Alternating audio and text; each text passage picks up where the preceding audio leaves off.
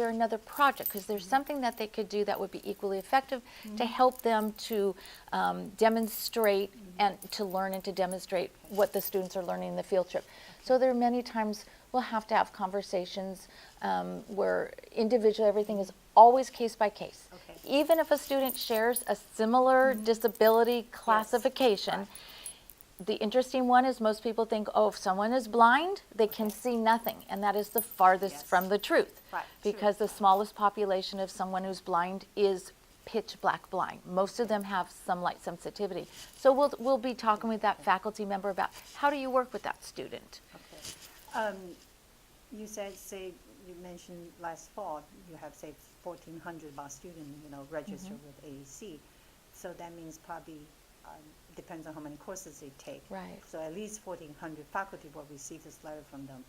And what should they do? I mean, I remember recently I just have 3 faculty. They come to me and say, okay, I received this letter from AEC, and I'm going to have a blind student enroll in my class. What do I do? So if any faculty that receive this letter, what should they do? Okay, so that letter you're talking about is called an early notification letter. Oh, it's different? It's different. Oh. So when we know that a student who has a sensory impairment, so that's blind, Yes.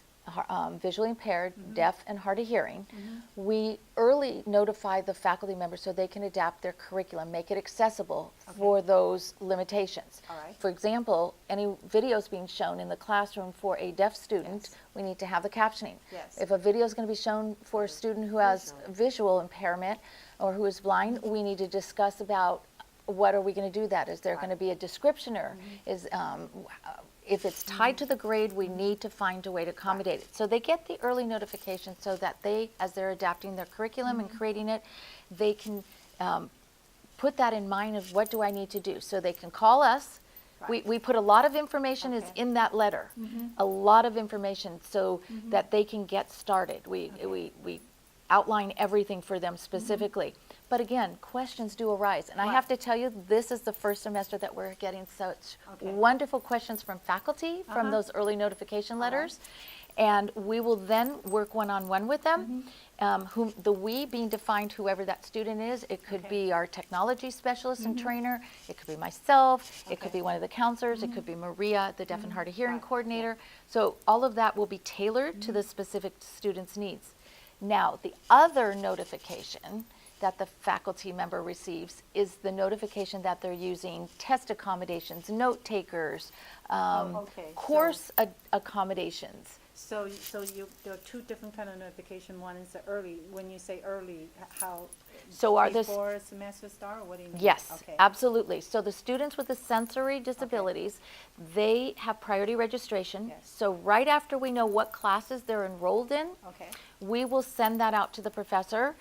And of course, we're using the email they gave us. So if they don't read their SJSU email and they come back to school and they're just getting it, then they're not going to have that early notification. All right. And that's when we find they panic. Okay. So what are the other kind of notification? When would they get this notification? So for all other disabilities, one, we never disclose the nature of the disability, but for all other disabilities, whenever the student comes in to meet with a counselor, after that student leaves and we've completed the process of approving their accommodations and the student has requested them in the system, it's shot out. That can happen within under 24 hours. Okay. And the faculty member will get that email. So that could happen at the beginning or maybe mid-semester? Anywhere in the semester, all the way up to the very last day of classes. So if the student, they do not disclose, then the faculty will never know?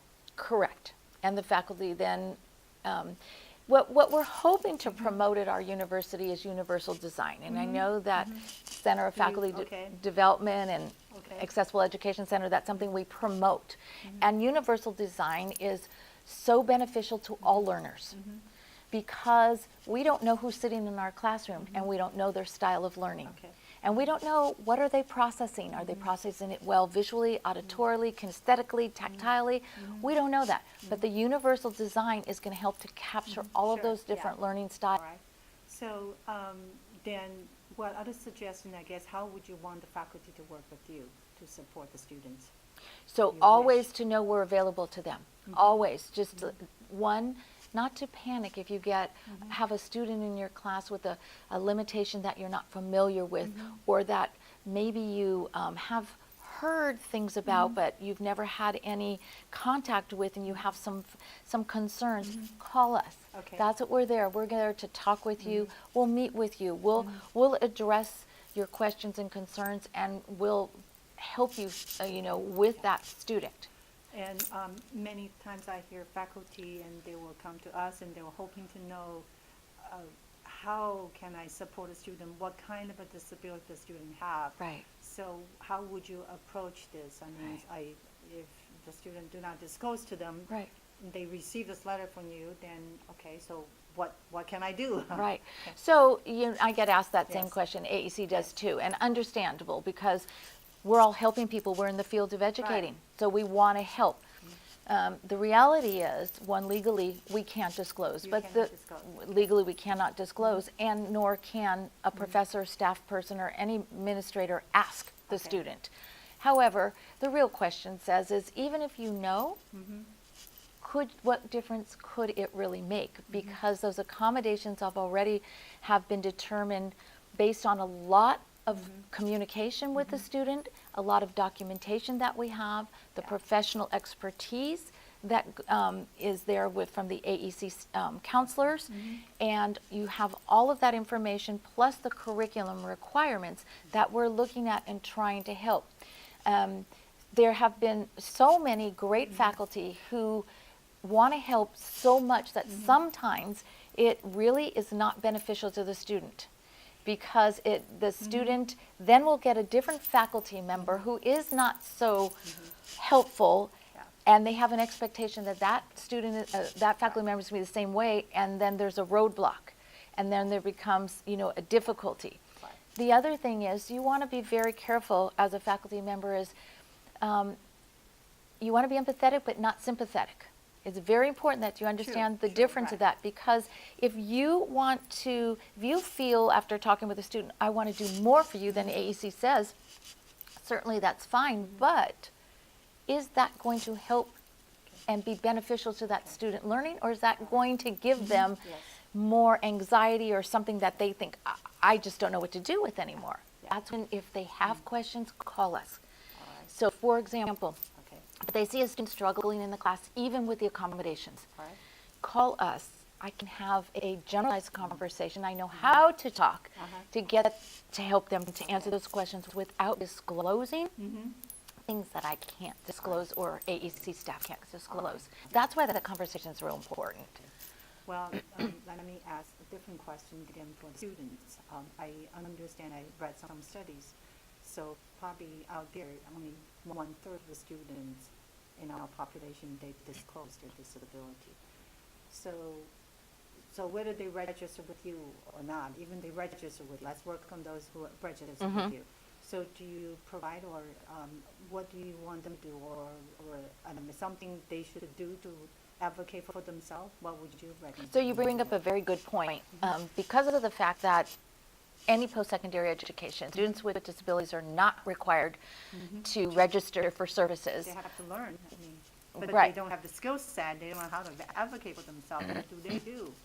So basically, that brings it back. If they don't want to register, then hopefully they have developed some kind of strategies called intervention compensating strategies to assist them in their learning. Do you Now, offer this kind of training maybe to help students? to the limits we can. I do. I have that background in that training, but it really depends on the timing. We have to make sure that we're meeting with all of our students in a timely fashion to get those accommodations. That said, remember, people are being newly diagnosed on a daily basis, so that they may not know what their new normal is, or why is this difficult learning when just months ago I could do this. So again, we will talk with the students. We can have that conversation, and we also provide them with community referrals as well, where we don't have enough support here maybe on campus. And the other thing is really critical is that universal design. Because sitting in that classroom, right, if the faculty member is using multi-sensory approach to teaching, the different principles of universal design, they're going to be able to capture their students' learning That the So- student may be scared to talk to the At faculty. a number of reasons, absolutely, absolutely. So even if they came and talked with us at AEC, we'll role play with them on how can I, my faculty member, and have this conversation to teach them to be their own self-advocate. Because it's not only the university, it's also out in the employment world.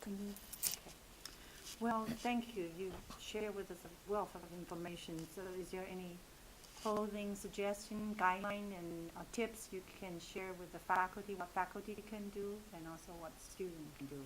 I think the real takeaway with that is to know that the AEC is always available for faculty, staff, should and feel students comfortable to call you. to give us a call. Come on in. If someone's available and a faculty member walks in, we will take as much time as we can to talk with you. We know that when you need the information, you need it now, and we're trying. Yes. With a Yeah. small number, we Yeah, are they want- definitely trying. And so we will get back to you if it's phone call or if it's an email. Please know that we will do that. And we really, really are here to help. And to know that the student in your class with a disability is in your class just like any other student. They're not an AEC student. They are a student who's registered with the AEC, who's using services just as if they went to tutoring or peer connection or the writing center. So to work with that student, to help them to learn as you would any other student, as you possibly can, until maybe you need to have some assistance from the AEC. Just knowing that student's there because they want to be there in your class and they want to learn just like any other student.